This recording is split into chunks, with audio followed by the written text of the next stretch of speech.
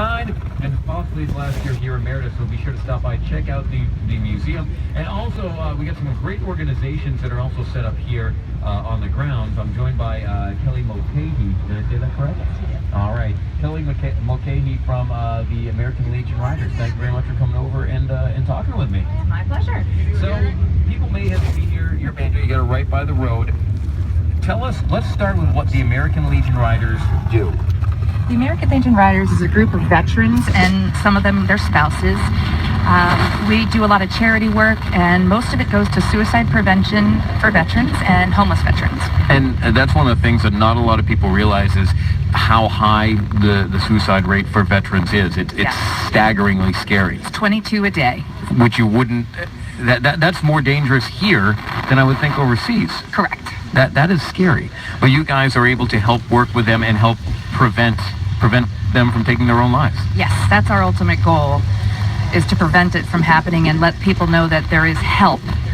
Yeah, they're not alone, that there are people here willing and able to help them. Right. How did you get involved with the Legion Riders?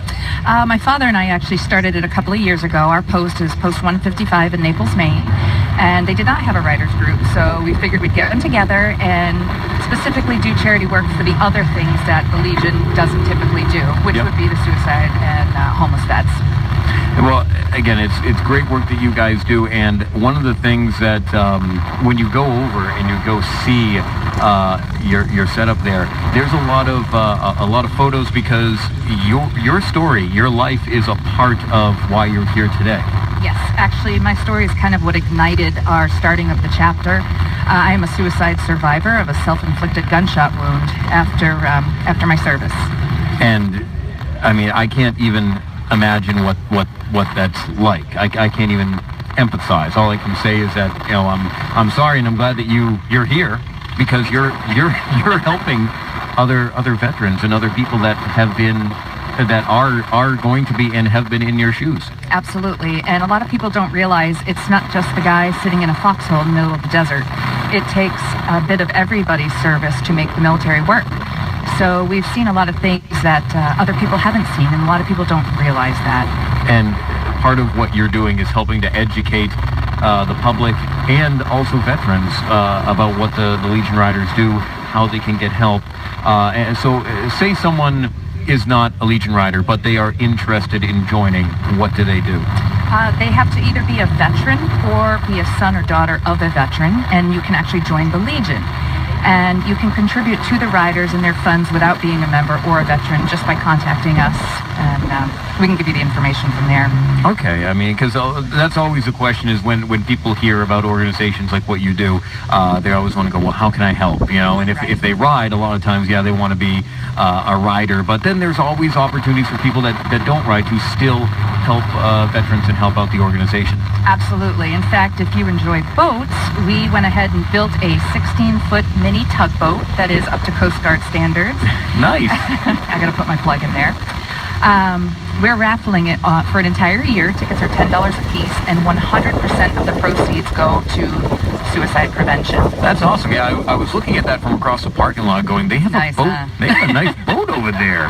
What are they doing with that? Well, there's my answer. Yeah, we're going to travel around to different events throughout the year. I'm going to bring it to the VA hospitals and the other homes so people can actually see it, touch it, and realize how large it really is, and have the opportunity to purchase those tickets. Are you operating just here in New England, or are you going nationwide with the boat? With the boat, probably just New England, but my story, I want to go all over the globe, because it's not just American, soldiers and sailors. It's all over the globe. It's an epidemic. Veterans, this is something that is that a lot of people don't realize, because it's kind of out of sight, out of mind, but when you actually look into it, you go, wow, this is shockingly scary. Exactly. What they have to deal with, especially when they come back, and that shouldn't be how it is. They shouldn't have to come back and deal with that, especially by themselves. That's one of the problems, is coming back and not knowing where to go. There's an out class that you take called TAPS, and they're supposed to give you all the information, and tell you have help. But if you don't have an advocate and you're trying it alone, you're suffering from PTSD. You're basically what the World War II vets call shell shocked, and don't know where to go, and you're supposed to just adapt to civilian lifestyle, and that's really hard for a lot of us. I don't even know how you could. And that's where again a lot of what you do goes to help them prevent it getting any worse. Absolutely. And there's a veterans crisis line, and a lot of people confuse it with a suicide line, meaning I'm going to commit suicide, I want to call this number. You can also call it if you're just having a rough time and you don't know what to do or don't know where to go. That's what those people are there for, is just to answer any of your questions and help direct you. And I got to put that number out there. No, go ahead. 1-800-273-8255, and veterans hit 1. When the people answer, they're just going to ask you what they can do for you. And if the person is suicidal, they do have the contacts with the police department. Mm-hmm. And fortunately, in my situation, I had called and told them what I was doing and why I was doing it, because I felt the VA had let me down.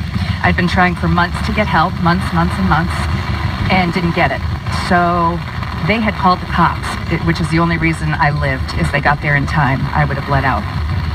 So I owe a lot of thanks to those police officers at the crisis line, and I'm here today because of those people. And you're doing what you can to help others. So thank you very much for what you do. You're a very brave young lady who does a lot to help others, and to put your life out there and use that as a message is amazing. Thank you very much. That was the toughest part, is putting my story out. But I felt that if some more people did that, it would become more of an awareness out there. Well, people can relate to it because it's your life. It's me, and I'm not a Marine in the middle of the dirt. Yeah. It's a regular person. I was a bosun's mate in the Coast Guard, and they just got to realize it's a lot of people. It's not just the specifics. Well, Kelly, thank you very much for taking a few minutes for chatting with me. You're going to be here, I think you said pretty much all week except for Tuesday is one day you won't be around? Correct. All right, well, stop on by, say hello to Kelly, the American Legion Riders, Post 155. Yes, and check out that boat, please. Exactly. It's beautiful. Check out the boat. I'm going to go over and I'm going to pretend to be captain. Okay. We'll get back into the music next.